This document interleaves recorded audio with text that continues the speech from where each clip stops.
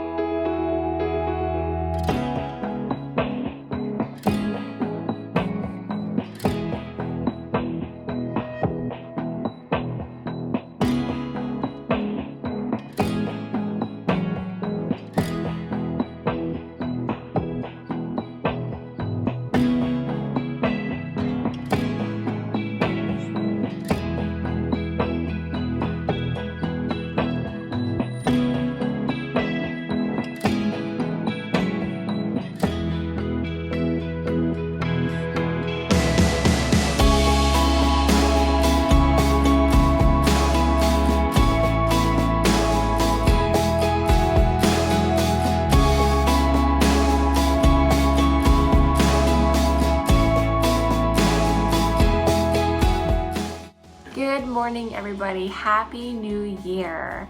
I realize it's January 15th today, so it's about high time I popped on here and said hello. Happy New Year. How are you guys doing? I have had a very interesting holiday and started the new year. Excuse the cat noises. She's playing with her mouse. And it's been a very interesting mix of being time going by very slowly, time going by very fast, being very busy schedule-wise, and then having absolutely nothing on our schedules. But I've managed to fill as much of it as I can with crafting and with reading, so really, I have no complaints. Biggest thing that I've been working on have been my bookmarks by Bargello Needlepoint Bookmarks. I've just been making a bunch of new ones because my friend Amy over at Cardinal Yarn has very kindly offered to host them on her website so I could sell them through her website. So that is super exciting and one thing that I'm very thankful for the new year for. So I will hopefully get all the information this week on that and know exactly when they're going online, which I'll definitely be sharing on my Instagram, and I'll try to remember to share here on YouTube as well. But yeah, just working on lots of fun colors. So that's been my main crafty focus, which I've been really enjoying.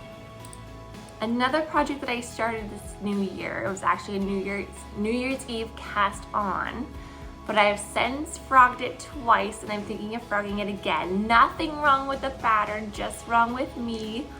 I started crafting as a knitter, but the last 6 years I've been crochet focused.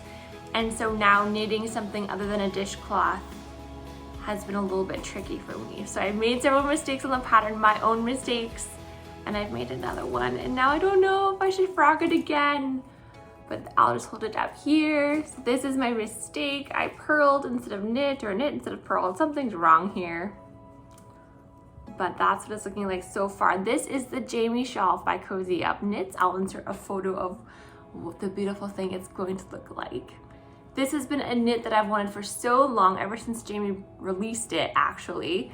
This has always been the yarn that I've wanted to use for it.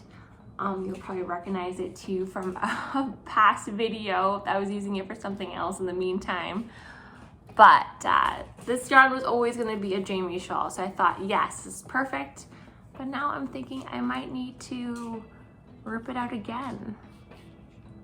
What do you guys think? Like, will that be okay? Will it be less noticeable once I get it wet? Or no, I should probably start over. I haven't worked on it anymore because I don't know what to do. I'm at the point where I don't mind starting over, but I'm also like, oh, it'll be my 4th attempt if I do, so not too sure. But loving the color, so excited to wear this. I'm gonna make it big, I'm gonna make it massive. The girls are excited to snuggle up in it as well. And then this is the yarn, I think it was episode 5, I was working on a blanket pattern. I thought I just needed a lot of yarn, so I'll use this. So I've since ripped up the blanket, but I love it. It was just one of those random balls I picked up for the color only. I have no idea the brand anymore. I have no idea the colorway, but it's just this really like pink. It's this really lovely purple ball with little bits of blue specks and little bits of like a brighter pink speck in there as well. I really, really like it. So those have been the 2 crafty things that I've been focusing on since the start of the new year. The rest of the time I have been reading. I have decided 2024 is gonna be the year of Emily just reads what she wants to read. Last year I did it a little bit, but I definitely did not DNF as much as I probably should have. And DNF means did not finish. Like if I'm not jiving with a book, I kind of force myself to continue reading it versus just stopping and picking up something else. So this year I'm gonna be a little bit more intentional about like, you know what, I don't like this book, and then not feel bad for not finishing it. I need to work on that. So that's what this year is going to be. So I want this year to be all about the cozy reads, the classics, the rereads, whatever I am in the mood for. And I've already started out this year with a bang. I finished out 3 audiobooks, and they were all so good. I will put them in here because my morning brain is just like, what are they called? But the first one was delightful, and I finished it actually at my parents' house, and it was so good. Some of the main characters, the things that she was going through were actually quite relevant to the things that I'm going through. So there's a lot of like aha moments, which I really, really loved. And it was just a really sweet, cozy fantasy romance. And I'm really excited for the book that she is coming out this year. I'm so excited. The next is an Agatha Christie. I actually had a feeling of who did it. Early on, I just did not know the how, so I was correct. It was funny. I had a feeling it was this person, and it was.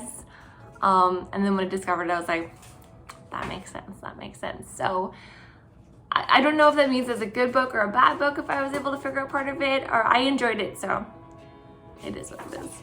And then the last book I read on audiobook is actually a fiction book, and the octopus Marcellus was probably my favorite.